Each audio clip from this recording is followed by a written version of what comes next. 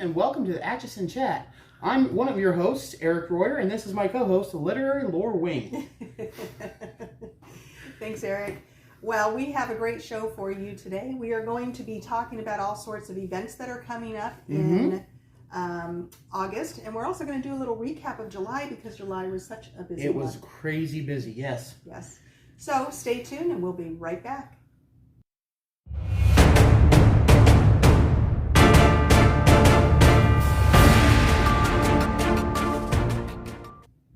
Hello, Atchison. We are back with the Atchison Chat News. Eric and I are having so much fun today. Eric, we are going to recap some things that happened this past July. It was a busy one. July was an incredibly busy month, everybody. You know, we had the Amelia Fest. We had the Atchison Chat meet and greet. Just so many things happened in July. Fun stuff. It was a fun-packed summer. And one of the things that I got to do was interview Jessica Henry. She is one of the top real estate agents here in Atchison, and I got to interview her all about her job as a real estate agent and about her business HC, which is a clothing store downtown. And we want to show you just a little bit of that interview. So here you go. I go into the office every morning at 8 a.m. I'm the first one there besides the management, and there is always something to do: inspections, paperwork, following up on things. Wow. It's definitely not a 9-to-5 job that you can just check out of. And I feel one reason I work so hard is I feel like if I tell you no, or I'll get to that in a couple days, I'm a salesperson. You could go right to the next agent. Somebody, so you have to be on. All the time. All the time. All Yeah, the time. yeah. It's hard, but I think you said it's also rewarding. What are your favorite things about being a real estate agent? Okay, complete honesty. When I started real estate, I loved nosing around all the beautiful houses, and I started here in Atchison, and we have such beautiful historic homes. No kidding. Yeah. I say on Facebook all the time, Laura's house is one of my favorites because it is so beautiful, and they have the spiral staircase. You just see so much character in the home. So old homes are my favorite. I'm super biased. I have an old home. But that was when I got into it. That was what I enjoyed, was going through all the houses that I probably could not afford. Or otherwise get to see. Yes. Yes, it was like going on a holiday tour all the time. So I got that. But then what I found is it did become rewarding. People are so thankful that use us for the service. That's great. That's awesome. And then it became more for me. You become like family with some of my clients. I talk to every day, which sounds crazy, but they do. They become like your second mom or a sister or a best friend, because you spend a lot of time with these families getting to know them. So and you probably learn some things about them that other people might not know, simply because, you know, our homes say a lot about us as individuals and people. So yeah, interesting. From that standpoint, I really like the aspect of meeting the new people. Oh. Well, that was a great interview, Laura. Very informative. Good to know that there's so many people local that really love Atchison and are working for it. Speaking of Atchison, to be fair, it's Fair Week. So all kinds of great stuff going on out in Effingham. So actually, it's starting Monday, August 1st, and there's going to be a lot of prejudging for livestock. You get to see all the stuff the local 4-H has been working so hard on. And then all culminates on Friday night at 7 o'clock with the parade. Go out there, have a great time, but I highly encourage you to go out. There's several different food stands, support local causes. Best part about all of this is it's all local. Even the amusement rides we have out there this year are provided by a local business. So it's going to be a great time. Awesome. So remind everybody again of the dates and times of that. That is, let's see, I know it's August 1st through 7th, but are there different times for different days? Yes. So actually, the parade we talked about is going to be at 7 o'clock on Friday, August 5th. The individual judging for like the livestock, things like that, start on the 2nd. Wednesday, there's going to be sheep and goat judging, and that starts at about, looks like, it starts at 8 o'clock in the morning, but I mean, you can go all day and see stuff. And see different items that they're working on. Thursday night has a lot of the pedal power kids pedal tractor, a lot of fun time. Get to see local kids have a good time. And then also on Thursday, it looks like there's going to be the fashion review. Oh. That's really interesting to see how talented those kids are. Yes, yeah. I love county fairs. Mm-hmm. They're so fun, and you know, the food, the people. Mm-hmm. I love looking at the livestock. That's one of my favorite things to do when I go out to the fair. Yes. I really enjoy that. And if you grew up in this part of the country, you get to see a lot of the friends you grew up with that you don't see very often, but you'll see at the fair. So it's always fun growing up doing that. Mm-hmm. And then you get to see all the, I don't know about you, I love cattle. I grew up working with them a little bit. And I'll tell you what, it's always fun to see the temperaments of the animals the kids have worked so hard with. And those kids, man, they have just busted their hind end to make sure that they put on a really good show for it. So it's definitely worth your time to drive out to Effingham and check it out. I want to tell you an interesting story. Okay. I grew up in a city, so I never had an opportunity to touch a cow, to pet a cow, to be up close to a cow until I went to a Kansas County fair, probably around 1995, 96, somewhere in there. So that was the first time that I ever had the opportunity to pet a cow. Isn't that very something? Cool? That is. So it's one of the reasons why I really appreciate the livestock, is because, I don't know, I get to experience things that growing up I did not get to experience. Mm-hmm. So it's pretty cool for me. But, I used to milk cows. I was going to say, oh, did you? Mm-hmm. Worked at dairy. And wow. They're a lot less fun when they're kicking you. No. But it's pretty fun. They were nice cows, and they were really, really good to work with on a daily basis. But yeah, I enjoy cattle. Somebody once told me that there's a difference between hell and milking cows. Mm-hmm. There's no dairymen in hell. You don't have to wake up and milk them. Right, you don't have to wake up in hell and milk the cows. So that's what I hear anyway. I've never milked one. But never been to hell either. But leave in the comments. Let us know what your favorite thing about the county fair is. Speaking of county, there was a city vote for a tax, which a lot of people have been a little bit of confusion on when it was, what the final tally was. Simply the reason for that is it has to be certified. They have to go through and just certify the election a lot like it does on the national level. But it was a yes or no vote, and the vote no won by about I'd say a 2/3 margin or so. It looked like. At least, yeah. Okay, yeah. So it looks like it did not pass. Which, whatever your decision was, it's cool to see the democracy in action. Yeah. The people get out and vote and let their voices be heard. One of the best parts about our country is we can get out and let our voices be heard. So that was a wonderful thing. Yeah. So yes, it was a yes or no vote, and vote no passed pretty overwhelmingly. So let's just explain what that means. That means that there will not be a 1% increase on sales tax. Mm-hmm. So local sales tax. So, but there's another election coming up. Mm-hmm. And this one's an important one for everybody. Mm-hmm. This is the primary election is scheduled for August 2nd. So make sure you get out and vote. Mm-hmm. You can't complain about the government if you don't go out and exercise your right to vote. And you know, let me say this. I just said to you that I grew up in a city, and I lived most of my life in a city. And let me tell you, going to vote in the city was a huge all-day event, because you stood in line sometimes for hours. You had to figure out where your polling place was, and usually it was, anywhere from 35 to 45 minutes away from where you lived. And so a lot of people didn't turn out to vote because of that. Correct. But we live in a nice, small community, and I'm going to tell you, when I go in, I usually go to the courthouse to vote. And when I go in, it takes me 5 minutes. I've never had to stand in line to vote, or maybe once, but even then it was like 2 minutes, and I was in and out.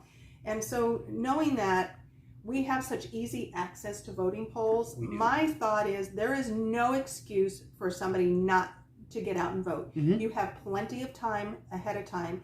And so yes, August 2nd, last day, till I think 7 p.m. if I'm not mistaken. 7 a.m. to 7 p.m. is the last opportunity that you have. If you have not gotten out to vote, shame on you. And like Eric said, you don't get to complain. That's just the bottom line. So it's one of those things. Yes, get out, let your voice be heard, make sure that your vote is counting. Correct. And a lot of these things too, these people that work on these voting boards, my folks are doing it this year, but they are sacrificing their time to be out there for 12 hours. It's a very long day, and a lot of these folks are working really hard. So make sure when you're out there, just be kind to them. Sometimes machines don't work. Yeah, and stuff so happens. Yeah, it just life does. happens. So correct. They're not getting paid for this. This is all volunteers. So make sure you get out there and vote, and let not just your individual voice be heard, but let our county be heard, let Atchison be heard. I think that's an important thing.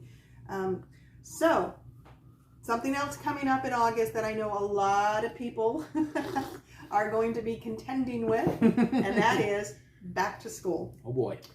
Back to school for Atchison is August 16th, and that is pre-K through 12. So all those kiddos on Tuesday the 16th, they're going to be going back to school.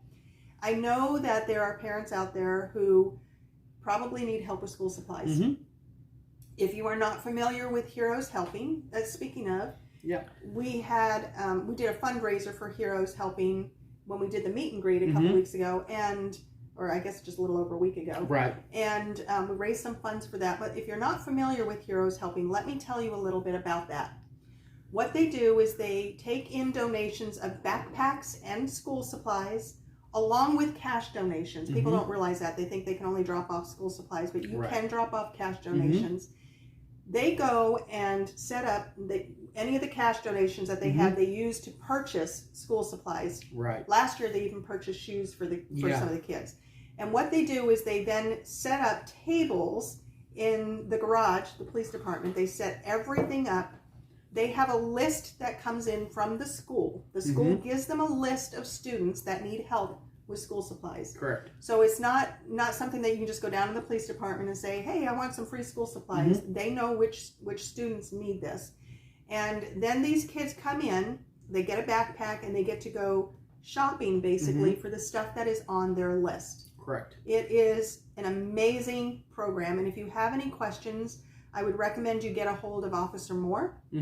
He and his partner have worked really, really hard to make this a very successful program, and they are just doing wonders for this community. This year, that is going to be supplying school supplies for students from kindergarten on through 8th grade. Last year it was only 5th grade, but this year they've raised enough that they'll be able to help students through 8th grade as well.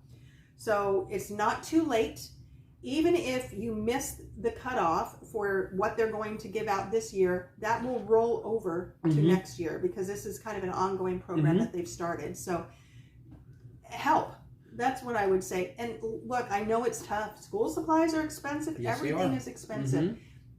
But when you're out there, if you are purchasing school supplies for your kids, or even if you're not, and you think, you know what, I can probably donate an extra box of crayons, you would be surprised how much that helps. That really does help. So get out there, take it down to the police department. They will take what you give them.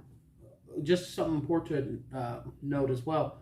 All of these school supplies help local kids. Yes. Sometimes when you donate to a charity, you don't necessarily know where That's it all correct. goes. But because the way Officer Moore has set this up, and whoever has helped him, which has been a lot of folks, but it all directly helps Atchison kids. So you don't have to worry about, well, it's not going to be used locally. All of it is used locally. And so it's going to be a really good opportunity to go out, and maybe you had your last kid graduate. So this is the 1 year you don't have to do back to school shopping for elementary supplies, but you know what they need because you did it for so long. When you're out there, you might grab an extra pack of pencils or Kleenexes, just little things they need, because really it does wonders, and it can change a kid's career, a kid's trajectory in school if they know they have what they need to be successful. And it's just one less piece of stress that child has when they're starting school. So I know you can get the school supply list. Usually like Walmart will have them, and any of the places that are selling back to school supplies will have the list out there for you to get.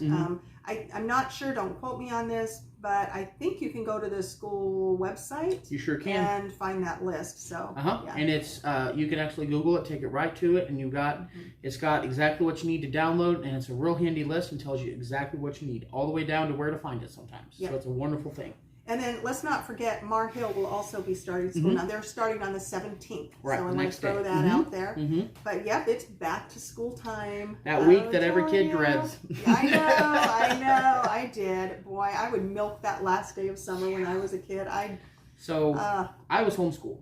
Oh yeah. And my dad did math with us. He did math before he would go to work. So we did math from 6 in the morning to 7 in the morning before he would leave for work. And I will tell you, as a kid, hearing Dad walk down the stairs, you were laying there praying, please let it be a Saturday, please let it be a Saturday. And it wasn't, so you had to get up. Even as a young man who was out of school, I would hear Dad walking down the stairs in the morning, And then I remembered, oh yeah, I'm out of school. And I think to my younger brother, ha ha, sucker, No math, because he no wasn't.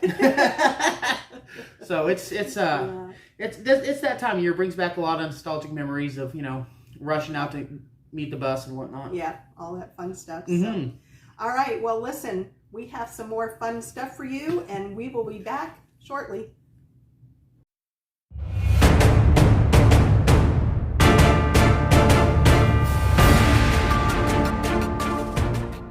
All right, welcome back, Atchison. Well, as you know, Eric is our history buff, and he always has something to tell you about Atchison. And I think today you're going to tell us about a coal mine. Mm-hmm. All right. In 1900, Atchison was home to the deepest coal mine in the world. It was 1,700 feet deep, and it was all dug by hand. And they had gone down when, in the process of trying to find the coal, they even hit ocean water from the Pacific Ocean, specific to the Pacific, apparently. But anyway, it was the largest hand-dug coal mine in the world. Now, it has since been passed by other coal mines, and that actually one has been closed down or filled in. But Atchison had the largest or the deepest coal mine in the world at one time. That's interesting. Do you know where it was? Yeah, so do you know where the mines are out behind Walmart? Yeah. Where they have, okay, so right about 150 feet from the very edge of that, there was like a small depression, and that was where it was originally located.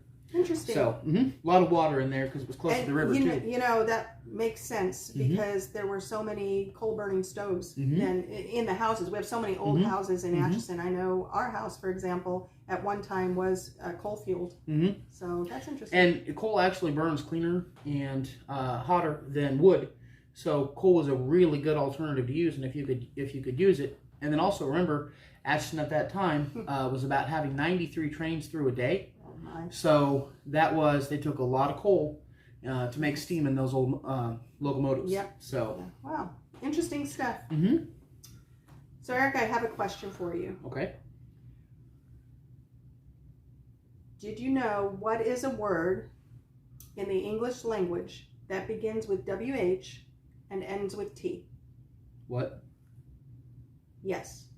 What is a word that begins with WH and ends with T? What? Yes. What? What?